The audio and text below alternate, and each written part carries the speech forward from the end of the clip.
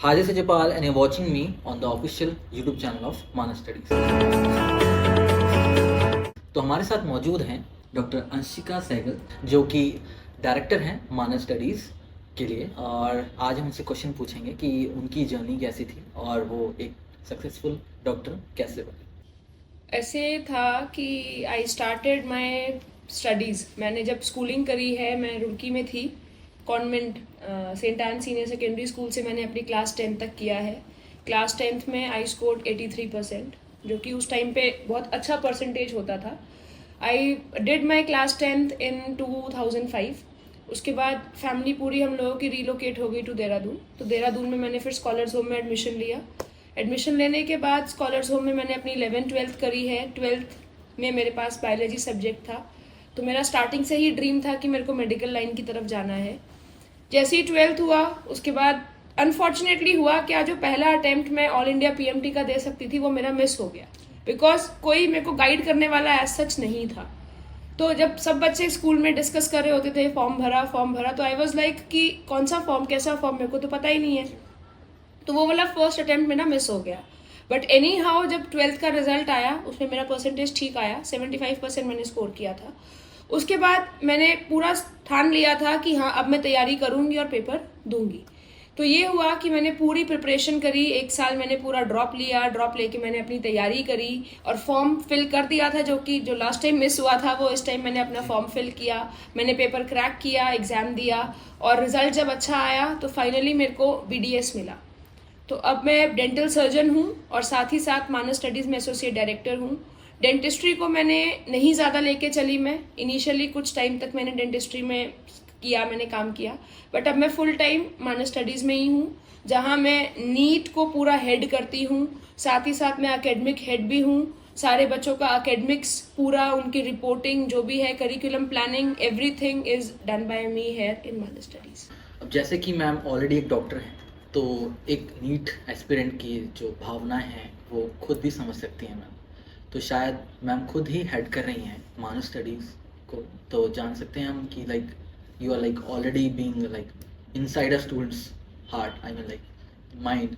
आप खुद जान सकती हैं कि वो क्या सोच रहा है, तो अब शायद एक स्ट्रैटेजी ऑलरेडी बना चुकी हैं और बनाती ही होंगी एक स्टूडेंट के लिए। तो इसमें कुछ कहना चाहेंगे इसके बारे में?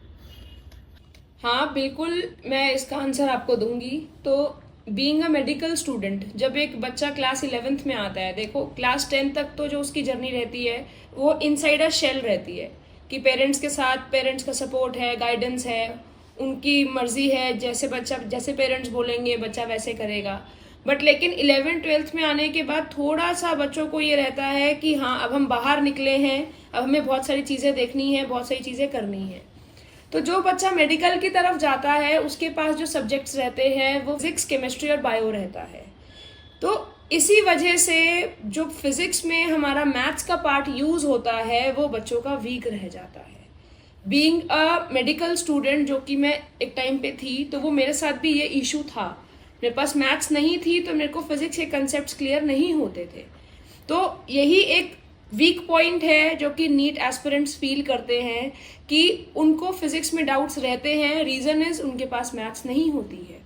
तो अभी भी मेरे साथ जो और टीचर्स हैं, जो और फैकल्टी मेंबर्स हैं या जो बच्चे हैं, मैं उन सबको यही गाइड करती हूँ कि इनिशियली अपने मैथ्स के कंसेप्ट्स आप स्ट्रॉन्ग कीजिए, जो कि अल्टीमेटली फिजिक्स में आपको हेल्प करेंगे। Vanshika ma'am, you already know there are n numbers of institutions, coaching institutes, like लोग घर में भी पढ़ा रहे हैं, और लाइक मैं नाम नहीं लेना चाहूँगा बट शायद गली मोहल्ले में बहुत सारे इंस्टीट्यूट्स हैं।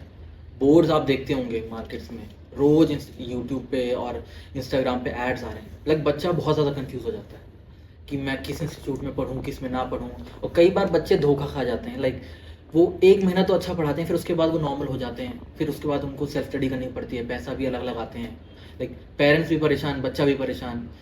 तो मैं जानना चाहता हूँ कि मानस स्टडीज़ को आप हेड करती हैं, तो लाइक मानस को क्यों चूज़ किया जाए, बच्चा लाइक आपके पास क्यों आए और मानस क्यों अच्छा है? तो ये ऑफ कोर्स आप ही अच्छा बता सकते हैं। बिल्कुल, मैं किसी भी इंस्टीट्यूट को ख़राब नहीं बोलूँगी, जैसे कि सर ने भी कहा था।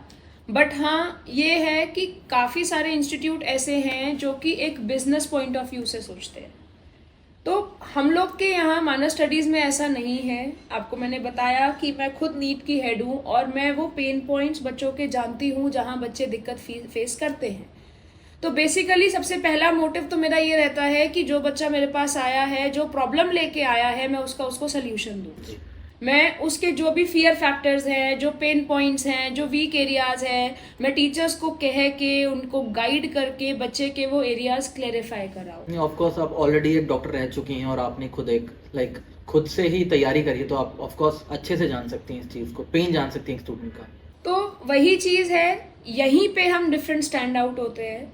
दूसरी चीज़, हम लोगों के यहाँ ऐसा नहीं है कि बच्चे आ रहे हैं, हम एडमिशन ले रहे हैं, नो मैटर्स आपके एक बैच में क्या साइज रहेगा, उसका कितने बच्चे रहेंगे उसमें, जो कि और जगह होता है। इनफैक्ट ऐसी सिचुएशन तक होती है कि टीचर्स को नहीं पता क्लास में कौन सा बच्चा है, उस बच्चे का नाम क्या है। बट हम लोगों के यहाँ ऐसा नहीं होता। हमारे जो भी टीचर्स हैं उनको पूरा अच्छे से पता है कि मेरी क्लास में ये स्ट्रेंथ है, इतने बच्चे हैं, किस बच्चे का कौन सा वीक पॉइंट है और मुझे कहाँ काम करना है। तो टीचर्स की काउंसलिंग, बच्चों की काउंसलिंग हम लोगों के यहाँ रेगुलर बेसिस पे होती रहती है, जिससे कि एक बच्चों को मोटिवेशन रहे कि टीचर्स ने पढ़ाना है और बच्चों ने पढ़ना है। दूसरा पॉइंट मैं इसमें ये कहना चाहूंगी फी स्ट्रक्चर को लेके। फी स्ट्रक्चर कहीं ना कहीं बहुत इंपॉर्टेंट वैल्यू रखता है। देहरादून जैसे शहर में भी अगर आप देखो तो कई एरियाज ऐसे हैं जहाँ पेइंग कैपेसिटी लोगों की उतनी ज़्यादा नहीं है। तो अब यहाँ पे भी मैं अपना ये पॉइंट रखूंगी कि हाँ, एक फीस के चक्कर से आप किसी बच्चे को पढ़ाई से रोक नहीं सकते हैं। तो अगर वो फैक्टर भी है तो कहीं ना कहीं उसका भी हम सोल्यूशन देते हैं। फी स्ट्रक्चर वैसे तो कम ही है, बट लेकिन जो पेरेंट्स बच्चों को की पढ़ाई को अफोर्ड नहीं कर सकते हैं, हम उनको भी अच्छा डिस्काउंटेड रेट्स पे फी स्ट्रक्चर कर देते हैं ताकि उन बच्चों की भी पढ़ाई का सपना खराब ना। तो मैम एक क्वेश्चन मैं आपसे पूछना चाहूँगा related to under privilege students के बारे में। तो अंडर प्रिविलेज स्टूडेंट के लिए क्या प्रावधान है मानस स्टडीज में? जो बच्चे पढ़ाई अफोर्ड नहीं कर सकते हैं या देहरादून नहीं आ सकते हैं, तो ऐसे बच्चों के लिए भी बहुत सारी फैसिलिटीज़ हम लोगों ने रखी हैं। कुछ बच्चे ऐसे हैं कि पेरेंट्स पढ़ाई को अफोर्ड नहीं कर सकते हैं, तो उनका ऐसे है कि हम लोगों ने स्कॉलरशिप टेस्ट रखे हैं। अगर बच्चा सच में पढ़ना चाहता है, उसके अंदर इच्छा है कि हाँ मैंने पढ़ाई करनी है और वो स्कूल में अच्छा कर भी रहा है, तो हम उस बच्चे का स्कॉलरशिप टेस्ट लेते हैं और उस बच्चे को अच्छी परसेंटेज पे स्कॉलरशिप दे के हम उसकी फीस स्ट्रक्चर को बहुत मिनिमम कर देते हैं। ये एक तरीका है जिससे हम हेल्प कर सकते हैं, करते भी हैं। दूसरा, हम लोगों का अपना एक यूट्यूब चैनल है जिसके अंदर जो हमारे टीचर्स हैं वो लगातार अपने लेक्चर्स डाल रहे हैं, तो वो लेक्चर्स बच्चों को काफ़ी हेल्प करते हैं अपनी पढ़ाई में। इसी बात से एक बात मुझे और ध्यान आई, लास्ट ईयर जब नीट का एग्ज़ाम हुआ तो एग्ज़ाम हो गया, रिजल्ट आ गया, तो एक बार ऐसा हुआ कि एक बच्चे का मुझे फ़ोन आया, क्योंकि मेरा नंबर एक ऑफिशियल नंबर यूट्यूब चैनल पर डला हुआ है। तो उस बच्चे का कहना ये था कि मैम मेरा नीट का पेपर क्लियर हो गया है और मेरी रैंक भी बहुत अच्छी आई है। तो मैं जानती नहीं थी कि वो बच्चा कौन है। सडनली वहाँ से आंसर आता है कि मैम मैंने आपके चैनल पे यूट्यूब वीडियोस देख देख के अपना पेपर क्लियर किया है। तो ये एक बहुत शॉकिंग न्यूज़ थी, शॉकिंग भी थी, सरप्राइजिंग भी थी और बहुत खुशी वाली न्यूज़ थी, क्योंकि मैंने सब जगह बताई, अपने डायरेक्टर सर को भी बताई कि हाँ ऐसे भी बच्चे हैं जो इस तरीके से हेल्प लेके पढ़ाई कर रहे हैं और उन्होंने नीट का एग्जाम क्लियर किया।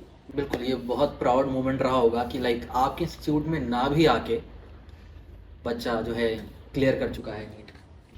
तो मैम एक क्वेश्चन मैं बच्चों की तरफ से एक क्वेश्चन पूछना चाहूँगा कि जब नीट की तैयारी करने जाता है बच्चा, तो उसके दिमाग में कई थॉट्स आते हैं, जैसे कि बीच में ही तैयारी करते करते ही बीच में आता है कि मैं क्लियर कर पाऊँगा ये कि नहीं कर पाऊँगा, और क्वेश्चंस आते हैं कि अगर मैं नहीं कर पाया तो सेकंड ऑप्शन क्या होगा, मैं एक ही चीज़ को परस्यू करते रहूँ या सेकंड ऑप्शन भी चूज़ करूँ या डेडिकेशन दे दूँ इसको, और अगर मैंने डेडिकेशन दे दिया और मैं सफल नहीं हो पाया तो आगे क्या। तो मैम ये सब आपके साथ भी फेस हुआ होगा, तो आपने क्या किया था, ये जानना चाहते हैं। देखो अजय, ये जो फीलिंग है ये एक नेचुरल सी फीलिंग है जो कि बच्चों के अंदर आती है, और एक साल का जो स्पैन होता है वो छोटा स्पैन नहीं है। बहुत सारे फेजेस बच्चे फील करते हैं। कभी तो वो इतने मोटिवेटेड हो जाएंगे कि हाँ हम सारा आज ही कर देंगे, कितनी बार वो मोटिवेशन डाउन आ जाता है और उन्हें लगता है कि अगर नहीं हुआ तो क्या होगा, मतलब बहुत सारे नेगेटिव थॉट्स आपके माइंड में आते हैं, मुझे करना चाहिए, जो बात आपने बोली वही सारी माइंड में आती हैं बच्चों के, नहीं हुआ तो क्या होगा, मैं नहीं कर पा रहा हूँ। तो फिलहाल बच्चों को यही है कि अपना एक जो आपने डिसीजन लिया है, आपने ड्रॉप किया है या आप नीट की प्रिपरेशन कर रहे हैं, पहले तो अपना उस टारगेट को ही लेके चलो। आप अपना 1 साल पूरा उस पर लगा दो, अपनी पूरी तैयारी करो, उसके बाद जो रिजल्ट होगा, ऑब्वियसली तैयारी करी होगी तो रिजल्ट अच्छा ही आएगा। इन केस वर्स्ट सिचुएशन में अगर रिजल्ट अच्छा नहीं आता तो भी काफी सारे ऑप्शंस हैं जो कि बच्चे ऑप्ट कर सकते हैं। नीट तो क्लियर, नीट का एग्जाम तो दिया ही होगा, उसके अलावा भी काफी सारे ऑप्शंस हैं जो कि बच्चे परस्यू कर सकते हैं और अपना फ्यूचर डेवलप कर सकते हैं। नीट से रिलेटेड अगर आपके और भी क्वेश्चंस हैं या क्वेरीज हैं, you can comment down below, और अंशिका मैम आपके लिए अवेलेबल रहेंगी हमेशा इस यूट्यूब चैनल। तो thank you Anshika ma'am for coming here. Thank you. और हम आपको दोबारा याद करेंगे for this like podcast. Thank you. Please subscribe the YouTube channel of Mana Studies. Thank you.